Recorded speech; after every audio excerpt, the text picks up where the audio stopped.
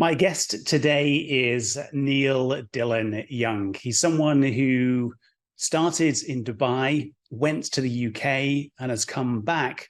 But on that journey, he's overcome a number of challenges in his life.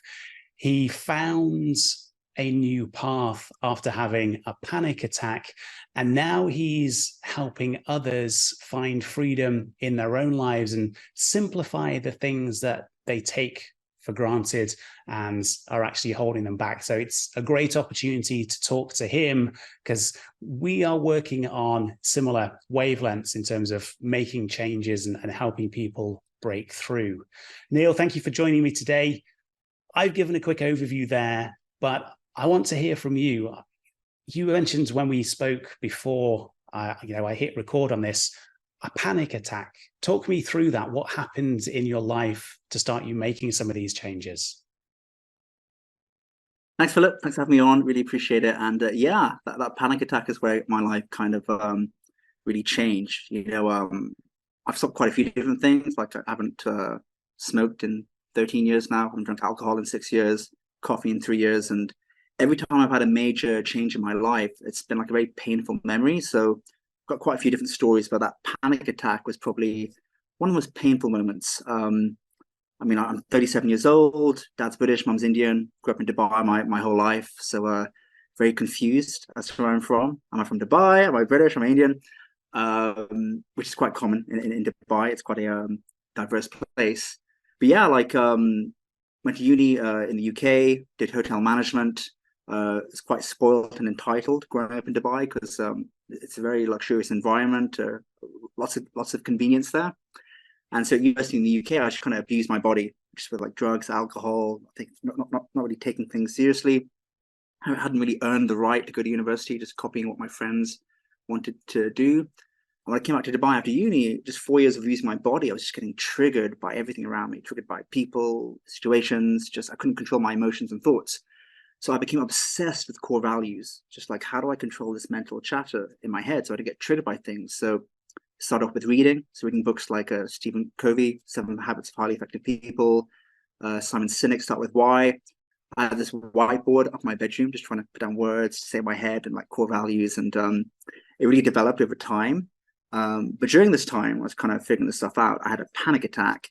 I was working for a contractor out here in Dubai. And I was a quantity surveyor, which is, if anyone knows what that is, you're sat in front of a PC and just measuring quantities into a spreadsheet. So a lot of data entry to a PC, and that's not me. I love being around people. So I just couldn't breathe one day. I was just couldn't breathe. My breathing got really heavy, and I'd never had a panic attack before. I was just freaking out because I was in an office like lots of other people. So I kind of snuck out the office, got my car, drove down to the beach. You're based in Dubai, so I drove down to Kite Beach, just trying to get my head together, thinking, why am I feeling like this?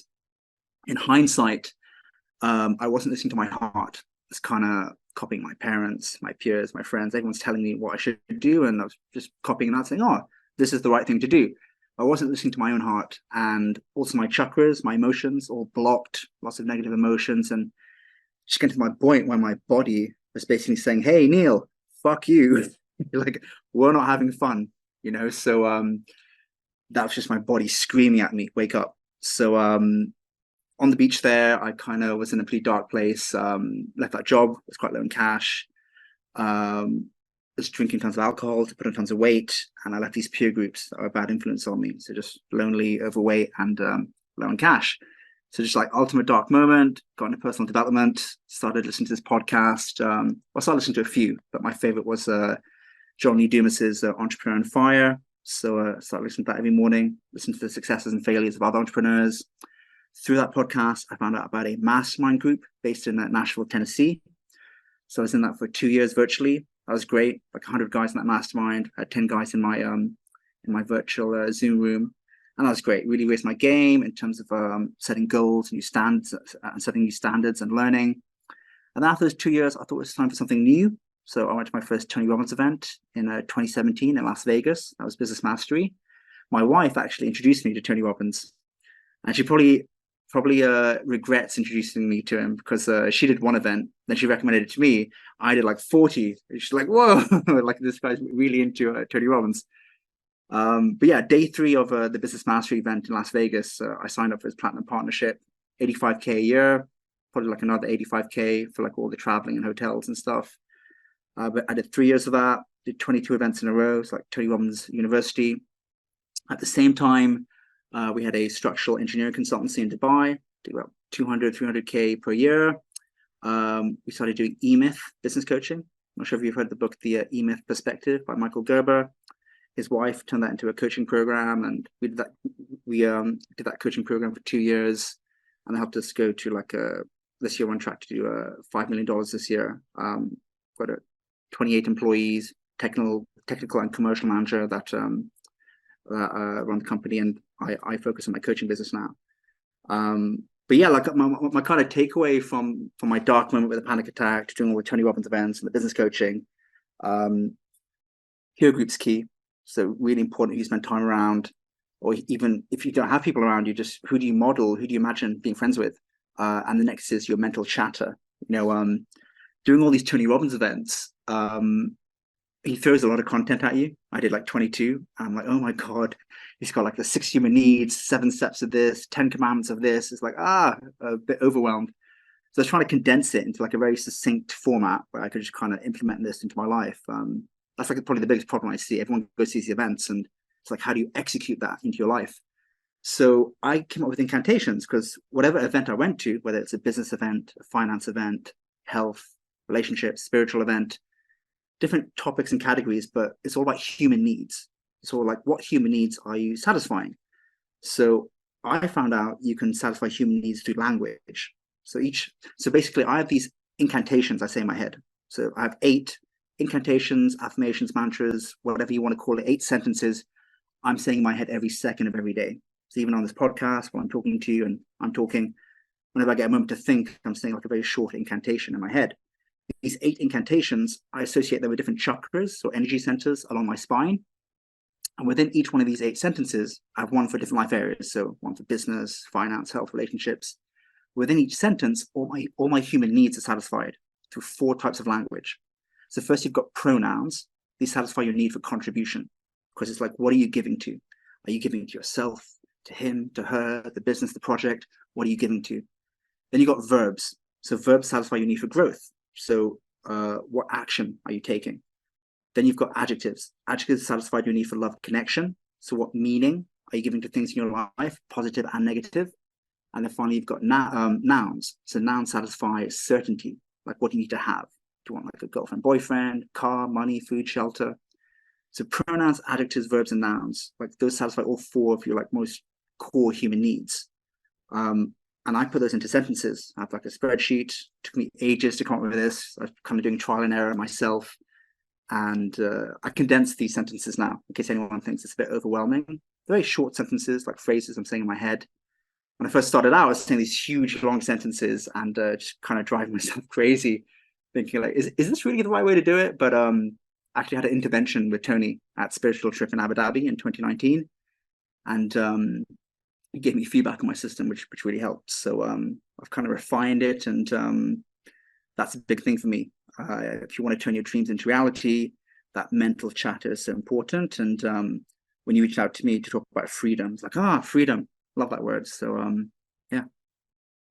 Nice. It's interesting the journey you've been through there. It now sounds, obviously the engineering business is doing quite well. It's making the revenue.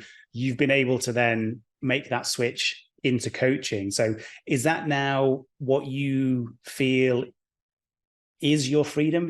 Being able to support others, live, you're currently recording this from Turkey. You mentioned you're going there for the whole summer. So have you now got to that point where you feel you've achieved freedom in the way that you want it for your life?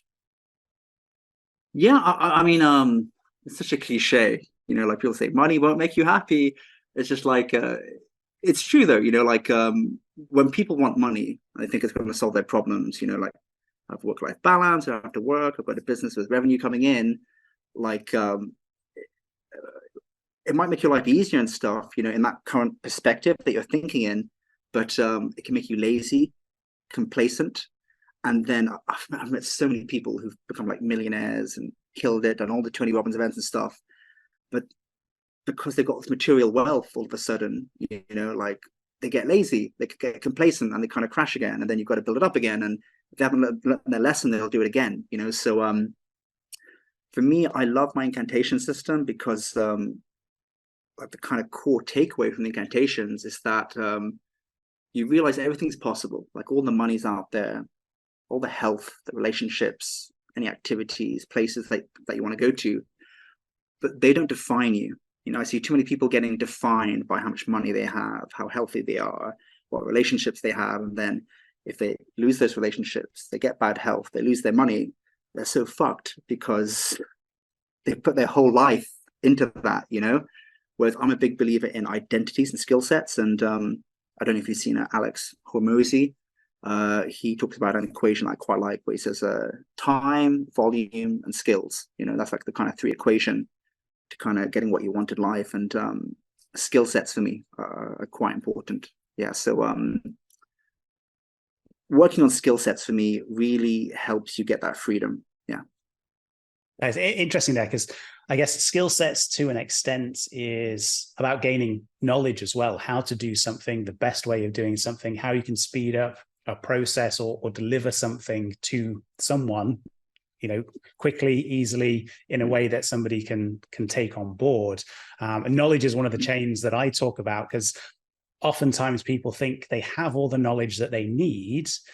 In reality, somewhere there will be a knowledge gap. If they want to move forward in their life, there'll be a gap of, okay, I want to, move to a new country. Well, okay, do you understand the process of immigration and the tax situation in that country? And, all of those things that actually people don't necessarily think about. There's a knowledge gap. And I guess developing a skill is one way of filling that gap so that you can move forward. You have the skills to take on new opportunities, new projects, whatever it may be. So would you say that skill set, yes, as a core thing, and developing that, but would you say that needs to be anything that sits around that? Sorry, somebody just walked into the room in the middle of the could you just repeat the question there? Sorry. I can edit it, that's fine. I was just talking, I talk about knowledge and the knowledge gap that sometimes people need to fill, and developing a skill set is one way of filling that gap. You gain the ability to do something new, serve somebody in a new way. So I'm interested to understand whether you'd say, if we take skill sets as something that enables you to grow, is there anything else that you would put around that? Obviously, you've spoken about the mantras, the mindsets. Skill set will help you move forward, but are there any other key things that you would say, actually, yeah, it's not just about developing that skill set. These are the things that you need to do alongside so that you don't hit the top and then fall back down? I mean, skill sets is super important, and getting that knowledge, to kind of bridge that gap between where you're at and getting that skill set, super important. So like I mean, there's many different frameworks and methodologies out there, but just from my experience doing all the Tony Robbins events, and he's just constantly talk about human needs. Like human needs for me is key alongside the knowledge and skill sets, and basically there's different, it's very subjective, like the most common human needs framework is Maslow. Everyone's heard of like Maslow's pyramid, the 5 human needs in his pyramid. Tony Robbins has a 6 human needs framework. I actually think he did that just to kind of stand out, because if you look at a lot of different human needs frameworks, like a 4-step human need framework is the most important one. And again, it's a cliche, like mind, body, heart, spirit. There's like the 4 human needs. Like Sadhguru talks about this too. Like once you have all 4 of those in alignment, then you're kind of flowing. And the way I look at that is I call it my gear system, GEAR, to get yourself into gear. So giving, emotions, actions, results. I actually call it giving, feeling, doing, having, but that's not like a sexy acronym. So I put gear. But basically, it's like, where are you giving your attention? Okay. What are the emotions you're feeling? What actions you're taking? Or what do you physically need to have? when you're super clear on where you're giving your attention, the emotions, good and bad, that you want to feel and you don't want to feel, that's pretty important. Like a lot of people I work with, they're like, oh, can we just focus on the good emotions? And emotions don't work like that. It's if you look at anyone who set like a New Year's resolution, like normally after 2 months they give up. It's because they're using pleasure as their main motivator. So it'd be like, I want a six pack, or I want tons of money, or I want to find the perfect partner. They've clarified like this dream vision, which is compelling, but then a month or 2 months down, when things get tough, it's like, do I want to feel comfortable or do I want that goal? And it's normally comfort. So I say pain's a better motivator than pleasure, because if you're already pushing after 1 or 2 months, like, oh, I'm feeling tired, or just it's not possible and stuff. If you clarified what pain looks like if you don't achieve this, then you'll push through, because what you're after is you're willing to feel that pain versus the pain that you've clarified. So really important to clarify pain and pleasure. But yeah, I was just talking about the emotions there. So the giving, the feeling, the doing, the having. Giving's your attention. Are you super clear on like what's possible, or are you focusing all the shit that's going wrong around you? The emotions, have you clarified how you want to feel, and more importantly, how you don't want to feel? Have you clarified the actions and strategies? And then your physical metrics, what you physically want to manifest, have you clarified that too? Biggest problem I see with people is to focus on the actions and having. They're just doing, and having, and it's exhausting. You're accumulating all this stuff, you're taking so much action, but there's no like meaning behind it. So I call doing and having the external needs, which is important. You do need to satisfy those. But if you just do it, have stuff all the time, it's exhausting. It's not sustainable. When you go inside for your internal needs, and it's like, am I giving my attention? What emotions am I focusing on? Way more sustainable. And the incantations I'm saying in my head right now is mostly give and emotions. That's mostly what I'm focusing on most of the time. Yeah, it's interesting you say that. It's the actions that we can take are the things that obviously we'll need to do to move forwards, and that can lead to the cars, the houses, the travel, the money, whatever it may be. But it's interesting that you position that to say those are more external things, but you'll get to a point where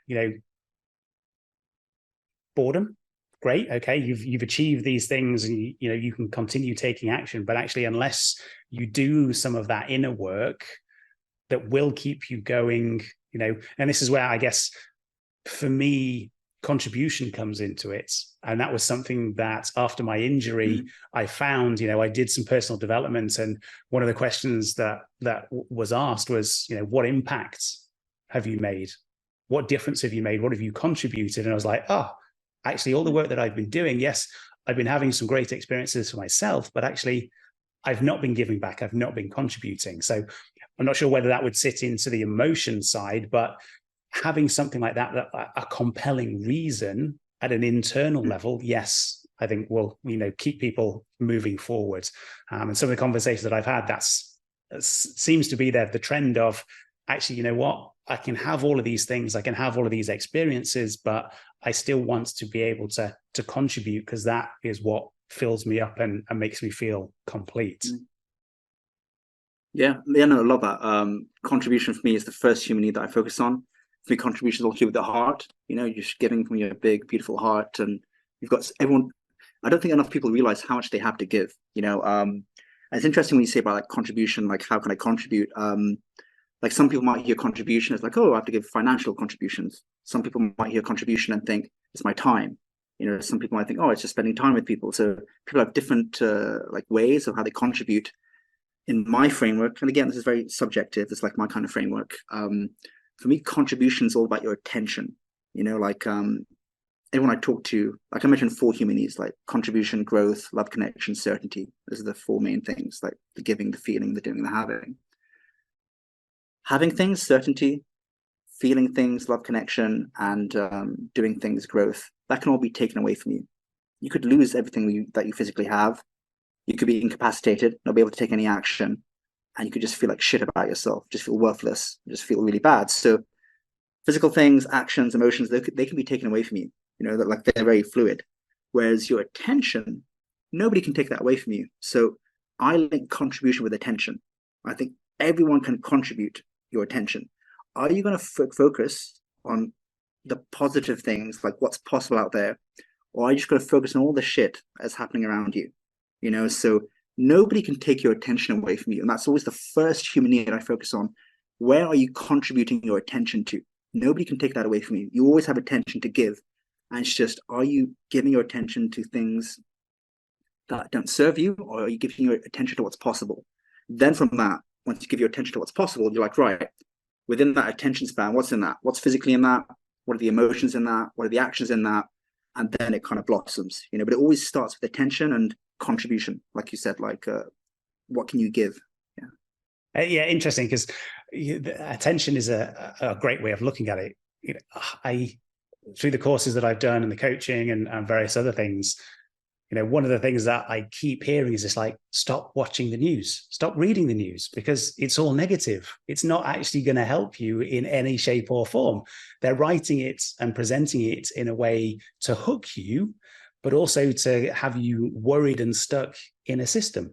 So as soon as you can cut free of that and use your attention somewhere else, you start to see the positives, start to think about, what is possible.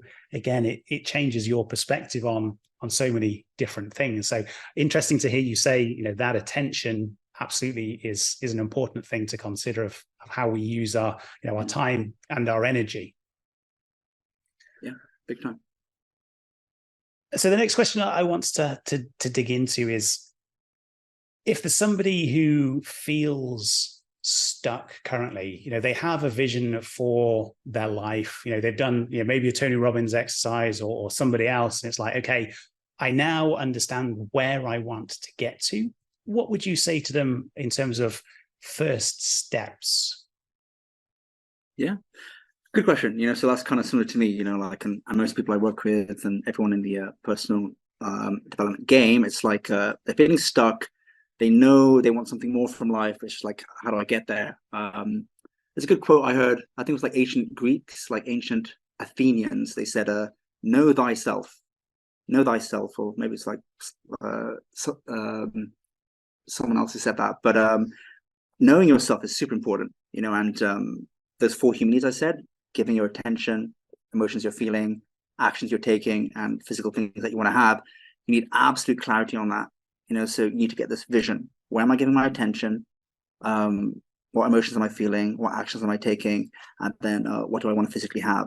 So once you've clarified that, I memorize them in incantations. So I'm super focused, like, of course, you'll get into negative situations and stuff and maybe get a bit down for a bit because I'm so clear on what it is. I come back into my kind of flow straight away. Whereas before I'd take maybe days just getting depressed over some incident that had happened, whereas now it's much quicker to get back into it. And then also personality tests have helped me quite a bit. Like I said, I've got my gear incantations framework. I'm a big fan of disc profiles. So I love the disc so much. Like, out of all the ones I've done, it really links into my incantations framework. And just from seeing, like, anytime I work with somebody, once I see their incantations, like their kind of blueprint for their life, and I see their disc profile, which shows their personality type and their values, I know exactly what it is they're about. And just by asking questions, seeing what they're up to during their day, and just say, like, this doesn't fit you, this doesn't fit you, we need to change things here. So having that blueprint is super important. You can't get to where you want to go if you don't know enough about yourself and you haven't got a clear map for the future. Again, massive. All the stuff sounds so simple, but like, it's just a lot of people like don't know this. So I love what you're doing with your podcast, kind of educating people about this. It's fantastic. But yeah, like incantations for me, getting that vision and a disc personality test. There's actually 4 personality types on there. So D is like a dominant personality type, I is influential, S is steady, and C is conscientious. And for anyone who's listening to this, once you find what you are, this has helped me quite a bit. Each one of those personality types has a different way of unwinding, getting rid of stress. And I find the kind of game of like reaching your goals, being happy, it's just managing to have every day just be like awesome, just so there's no stress and you can just keep on being consistent every day. But when that stress, that burnout, that overwhelm comes in, that's when you stop being inconsistent. Like, oh, I need to watch Netflix for a few hours or lie in bed. Whereas if you could just like steadily be making it very easy every day, you get so much closer to your goals. So once you understand these 4 personality types, each one has a different way of unwinding. So the D personality, this is dominant. So these people are all about physical results. It's quite a rare one, and I think yourself, Philip, you're probably a D. I think you're a high D because, like, I see you in social media and you're getting shit done all the time. So definitely a high D, and that's like less than 10% of the world's population. Like, these are the people who kind of control the world and they really get stuff happening. So D is all around physical results, and the way they unwind, okay, is strenuous activity. Ds don't like to be like sitting around doing nothing. They like to work out, or whether it's sex or singing or just venting in some ways. If Ds don't do strenuous activity, they get very angry. And I'm a high D too. So I need to work out every morning and express myself in some way. So that's the Ds. Cs are like perfectionists. So these kind of people, they need alone time. So these are like the thinkers, the strategists, great at business, something like Bill Gates, or Bill Gates is like an example of a C. They need alone time because they're always overthinking all the time, coming up with the perfect strategies. They need time to themselves. So if you're a C type and spending too much time around people, you'll get drained. So that's a C. Then you've got the S. So the S is a steady type, and this is more about kind of action, taking actions, and they're all about minimal effort. Okay, so some people might see them as lazy, but because S's are team players and they're always thinking about other people, when they unwind, they want to be doing like as little as possible, just like on the phone, just anything that takes like minimal brain activity, just doing stuff in a really sustainable, efficient way. Then you've got the I type, which is all about people. So these people love to wear their heart on their sleeve. They're just open all the time. They love a good party, and they like to hang around people. So you get this test for free. I think Tony Robbins bought the rights. He gives it away free. So just Google Tony Robbins and disc profile, find out which one you are. But if you're a D, you need to work out a lot or do lots of activity. If you're a C, you need time to yourself so you can think properly. If you're an S, you need to do things sustainably and with minimal effort so you can sustain that action over a long period of time. And if you're an I, you need to be around people so you can share your emotions and be open. So that really helped me quite a bit. So if you find that out, it'll really help you eliminate the stress from your life. Interesting. I'm going to have to go and take that test. When you've done it and you've done it with other people, is it one of those that you're graded on each of them, or is there generally, a definite overarching category that you fit into? Because from your explanation there, it's like, oh, well, actually, hang on, I'm a bit of that and I'm a bit of this. And okay, I need to go through the process and answer the questions and see what it comes out like. But for example, you mentioned C there in terms of the way that people unwind. Okay, yeah, some of it is that. It's just listening to it, I can be like, oh, well, hang on, there are bits of each of those that make sense for me, and I can see in my own life. And it's like, so can I be all of them, or is there still going to be one overarching that, actually then there's a dominant one as you get in other personality types, and that's the one that you need to pay most attention to? Exactly. So everyone can be all 4 of those. So you've got all 4 of those present, like even if you score really lowly on one, it's still present in your life. So you can do all of them. You can have alone time, you can do strenuous activity, you can do things with minimal effort, and you can be around people a lot. You can do all 4 of those, but like you said, like you will score higher and stuff. So I'm an SD, so I like to do things with minimal effort, making things easy. And I also like to do strenuous exercise, which kind of like contradicts each other a bit. But like you said, all 4 of them apply, but depending where. Also in DISC, you've got your natural and adaptive. So natural is like, so I'm an SD in my natural. Okay, so I need to be an SD all the time to just be great all the time. My adaptive, and everyone has an adaptive, is like how you perceive you should behave in public. It's kind of like work mode, and if you like, most people have like unresolved issues with their parents, trying to please their parents, so they behave a certain way, or trying to please peers or society. My adaptive is a C. like, so because my dad is very high C, like this perfectionist, like great thinker. And I feel like when I'm in public, sometimes I have to be like that, so you've got your natural and adaptive. And ideally, you want your natural and adaptive to be identical. As soon as your adaptive shows like higher scores in different areas compared to your natural, that's when you'll start to experience stress in your life. So you experience all four of them, but depending on your natural disc style, you want to focus on the ones you score higher in, and then the ones where you're lower in, you want to involve other people in those. So with me, I'm an SD, meaning I like minimal effort systems, and I like to get a lot of work done. The C, which I can do, I can be very good at it, but it does drain me. And the I, it's good to involve other people. So maybe if I'm in a business, I want other people being more people facing, and then also other people doing more of the strategy and planning. Whereas I'm more of a doer and doing it sustainably. Yeah, it's interesting because I would say I'm the complete opposite. I love sitting and thinking. So the nature of my business up to this point has been agency, it's been project work. So having client briefs come through and sitting and making notes and going, okay, how am I going to do this? What's going to work? What's going to meet the objectives of the client?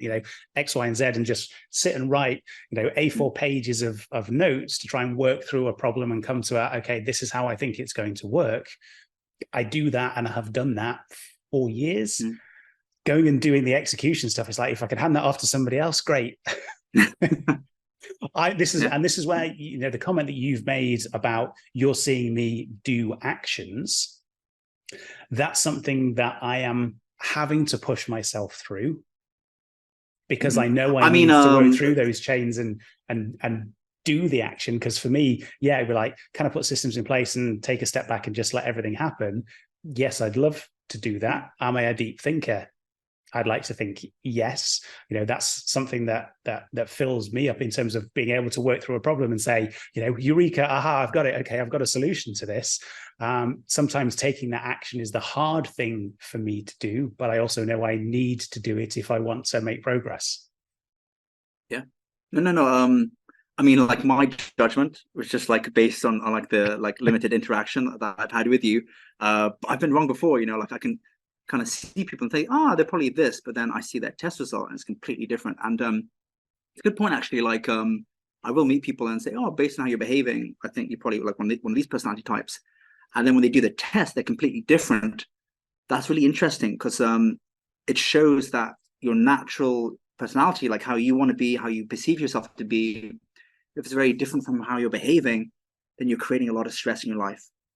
So your disc might say one thing. If you're behaving a different way, then it means you haven't reached your like kind of natural potential. You're still trying to, you may be in like maybe a shadow version of yourself where things aren't clicking or something. So once you figure that out and get to your best self, then you'll stay there all the time, and days are just magical. Yeah.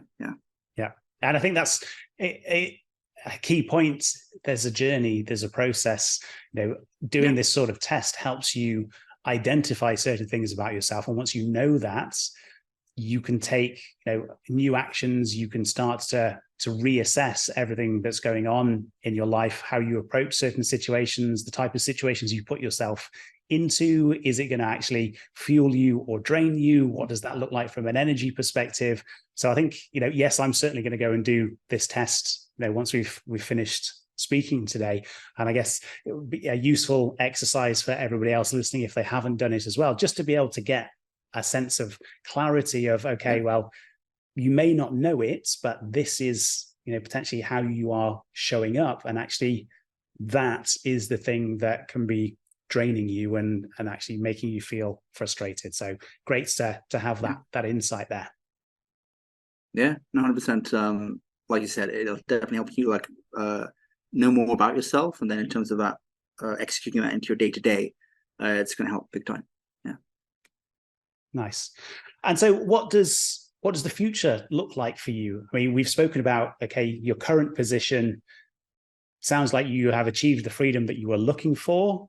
You've got that sense of contribution, and you've got the internal work that you've done, that your incantations and the gear system, all those sorts of things. So what's that next level for you? You know, you've got to a point, it's like, okay, I've achieved some of the things that I wanted to. I feel like I've got freedom.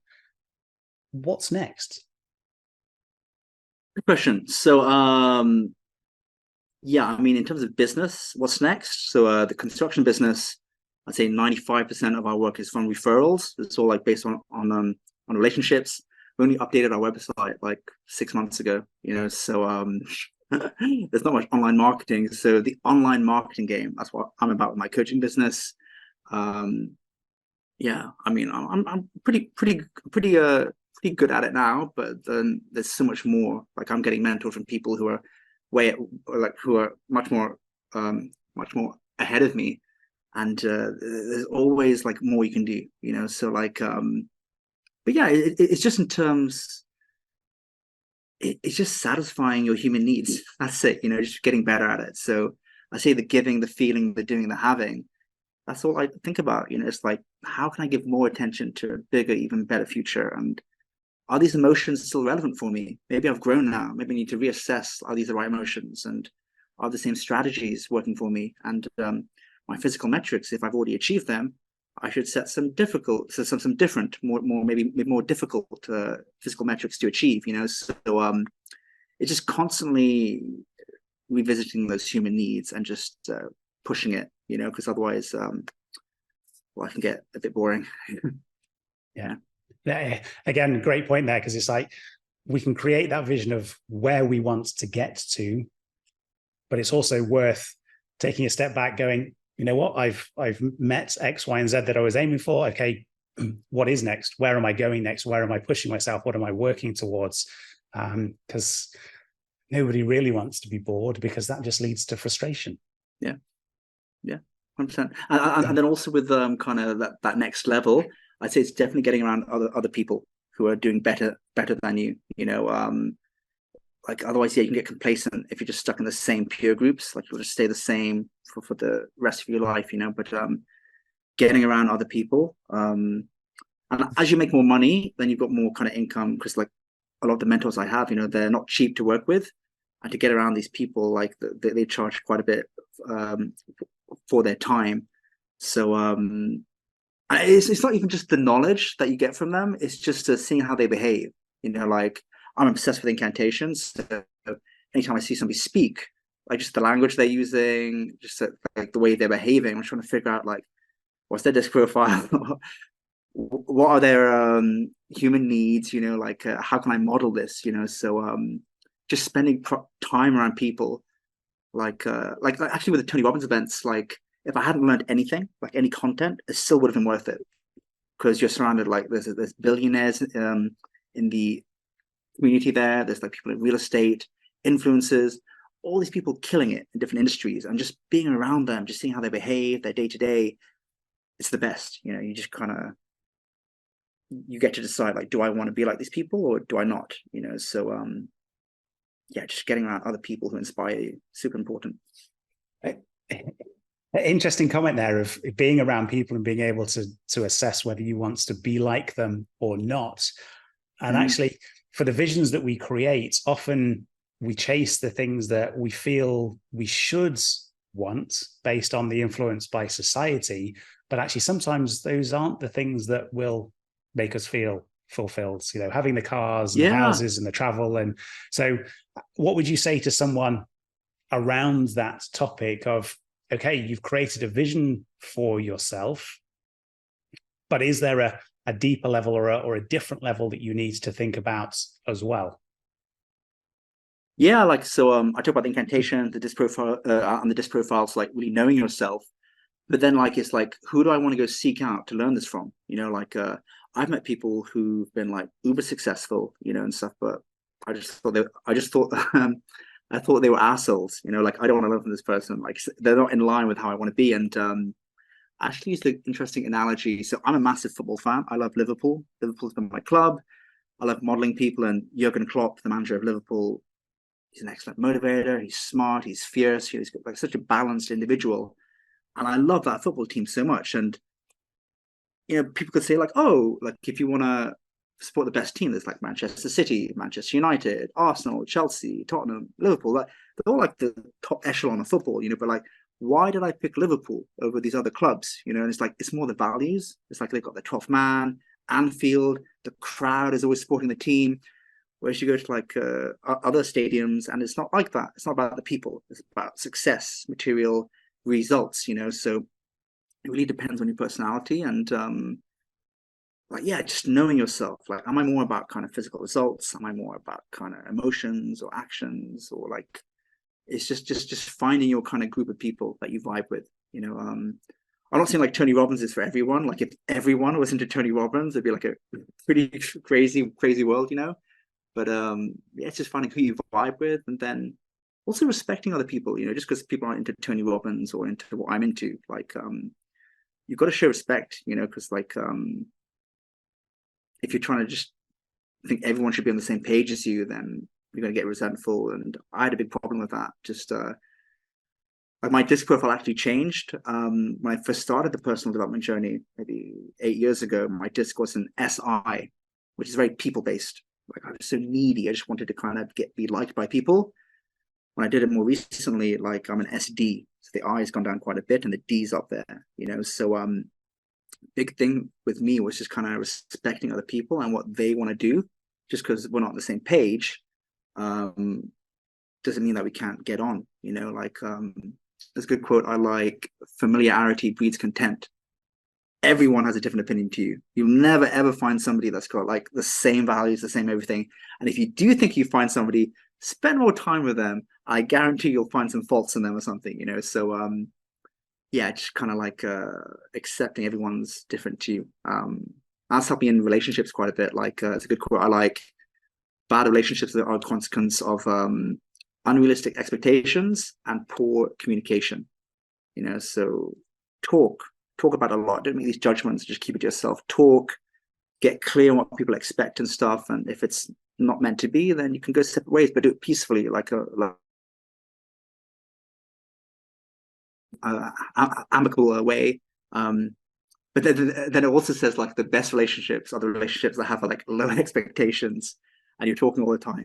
You know, so I find that quite interesting. Yeah. Yeah, communication like that is certainly something I need to work on. Historically, I've always tended to bottle things up and try and work through situations and problems and not really communicate what it is that I want or feel that I need.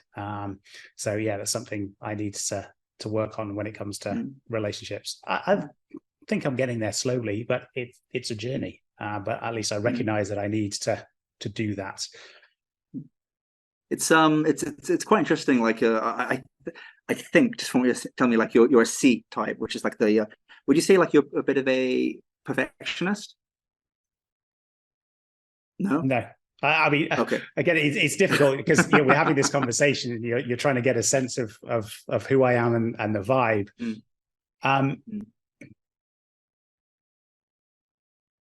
Historically, it would be a case of get stuff done because I need to get stuff done rather than spend all the time and effort making something perfect, because nothing will ever be perfect, however hard we try. You know, so it's like, okay, my undergraduate degree dissertation, 10,000 words. I wrote it in 2 weeks because it's like, it needs to get done. All right, I just need to do something. Right. Let's do it. Let's smash through it and get it done. You know, I didn't really like education, but I knew if I didn't go to university straight from A levels, I'd never go. Okay, right, let's put myself through that process just because I have to. You know, there are certain things like that throughout my life. It's like, I'll do it because I know I have to.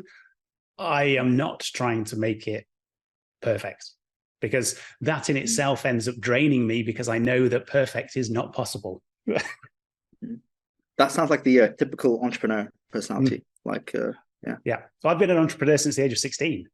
And I guess, you know, that manifests. It's like some things, yes, I want to put the time and effort in because I know they need to get to a level, but I also need to ensure that I've got something that I can make progress on. If I spend all the time making it perfect, it will never be finished and I'll never make progress. Yeah, it's quite interesting. Like, I'm really good at seeing patterns and stuff. So like we talk about the disc profiles, different personality types. I also link it to different chakras, like energy centers. So are you familiar with like chakras, energy centers? I haven't looked into them that much, no. Okay, so for me, they're super important. Like I mentioned when I had the panic attack, a lot of my chakras or energy centers, which are these points along your spine, they kind of get blocked. And when I first started looking at stuff, like, oh, it's so woo woo, like my mom's into this and stuff, like, but I really believe in it quite a bit. And there's a guy, Joe Dispenza. I've Have heard you of Joe. Yeah, heard of him? So he's pretty cool. Like he's turning it into like a more scientific approach. So because basically, again, there's different frameworks for the chakras, but like I follow like an 8 chakra framework. So your first chakra is by the base of your spine, second chakra is in your groin, third one's in your belly, fourth one's in your heart, and so on. Keeps on moving up. There's like 8 different points, and each different point has like different emotions that you're experiencing. And like the lower chakras, like those are more kind of like safe emotions, like safety, security, productivity. And as you go higher up, it's more like love, enjoyment, giving, and stuff. And Joe Dispenza, what he was doing, he was measuring spinal fluid. So when you feel certain emotions, spinal fluid moves up and down your spine. So if you're feeling like more like kind of basic safe emotions, the spinal fluid will be quite down at the bottom of your spine. Whereas you're feeling more like elevated emotions, it'll be higher up towards towards the top of your spine. So I found that quite interesting, you know, and when I talk about these personality frameworks like incantations, human needs, disc profile, I actually found like if you look at the disc framework, so there's like the DISC, the C I've linked to the root chakra, so the bottom of your spine, because that's more to do with kind of safety and like planning. Then the second chakra in your groin, that's a D, that's getting stuff done. Like your groin's literally where reproduction happens from, creating life from yeah, like nothing, you know. So there's a lot of energy there. So that's like just like getting stuff done. And the S type is in your belly. That's a lot to do with health, you know, and here it's to do with like your belly is like your maintenance center. You know, so it's a lot to do with like sustainability and doing stuff like minimal effort. Like if you look at people who do things the best, they do it like Roger Federer playing tennis. He's just chilling, barely breaks a sweat, you know, and very strong in his belly because he's just using minimal effort there.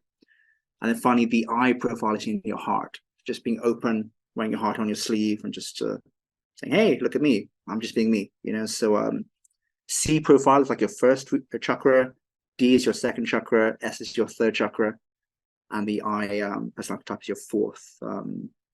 If that makes sense, that's me kind of like making patterns to different things. Yeah. yeah, that makes sense. Yeah, again, it's difficult in energy sensors, yeah, all those sorts of things. I'm aware of them. I haven't, drilled into them that much. I feel, for me, just because of my view of the world currently, it's like there's probably a million blocks from all the things that Yeah. I've been through. One of the biggest blocks, immediately you say that, it's like, oh, there are points on my spine. Well, I broke my neck, so there's probably the biggest block ever because, physically I've had an issue. Okay, right. Well, that's my view of it because I haven't looked into it. Obviously, there's a knowledge gap there for me to understand, but my immediate response would be there's probably a very big block because of what's happened to me physically, and therefore the energy that I have lost, the whole change in my view of the world. But yeah, maybe something for me to go and investigate after this. Yeah, that's interesting that you mentioned. Was it breaking your neck? Was it? Yeah. Yeah, yeah, Yeah, that sounds intense, man. Like, there's and another not lady. getting You surgery. might have I you didn't mentioned get. that. I was reading Yeah, your thing. Yeah, yeah. That's pretty incredible. There's another lady, Louise Hay. Have you heard of her? no, So she's like one of the OGs in like personal development. She actually died, I think, like 5 years ago. She was like in her 80s or 90s. But she like had a pretty traumatic childhood. Like I think she was raped by a stepfather, got vaginal cancer because of the resentment. Um, but like it kind of formed a story and like how to heal trauma. And she's like, all your thoughts and emotions create all the disease in your body. So she's got this like A to Z of physical ailments. So whether it's like you've hurt your knee or your neck or your ankle, or you got headaches or stomach issues or menopause, everything that manifests into your body, it's a result of certain thoughts and emotions. You know, so I sprained my ankle like like 4 months ago. I do it quite often. I mean, not that often, but every couple of years I'll sprain my ankle. It's the only part of my body I kind of injure. And ankles are to do with inflexibility and guilt. It's not allowing yourself to receive pleasure. That makes sense because I'm a bit hard on myself sometimes. So it's interesting to see these different parts of your body and the different meaning there. So I'll send you the link later. But it's just a fascinating read. I need to have a look at that because, again, a lot of the time I go, well, that's just the byproduct of a rugby injury. Spasms in my arms and numbness and knee pain and ankle pain. And it's just like, I've injured those playing rugby over the years. So it's probably just a byproduct of that. Maybe there is actually something at a deeper level for me to be aware of. Yeah. Amazing. Thank you for your time today. We've covered a lot of ground. I think there's some key points here for people to take away. Certainly understanding yourself at that deeper level, doing some of those personality tests. You've mentioned DISC. There are lots that can be done. Having that vision for yourself and I guess aligning that with how you show up in the world, based on your personality type and things like that. It's been great to hear your story and how you've moved forwards and found your freedom. You've created your incantations, and that helps you, through every day and every situation. And then the gear model that you've also created. If people want to follow up with you, learn more about you, get in contact, how can they find you? Where can they find you online? Yes, you can find me on Facebook, Instagram, LinkedIn, Neil Dylan Young. That's Dylan, Dylan. Also check out my website. I've got a free training on there. So my kind of takeaways from my business coaching, my 40 plus Tony Robbins events. I've condensed that into like a 15-minute video training and a one-page PDF document. So check out www.neildyllanyoung.com. So that's like my kind of website there. You can find out more about me there. Social media too. But yeah, like if I had to give like one kind of takeaway for everyone listening, one of my favorite Tony Robbins quotes is it's in your moments of destiny that it's in your moments of decision that your destiny is decided. So if you follow that, it's like, why wouldn't you memorize your kind of vision for your life? Because every moment, if you're not clear on what it is you're thinking about, you get too easily influenced by negative people or situations that come into your life. So whether it's incantations or some other framework, memorize what it is you're after, and then it'll happen. Perfect. Thank you for that. Great to speak to you today. Cheers. Thanks, Philip.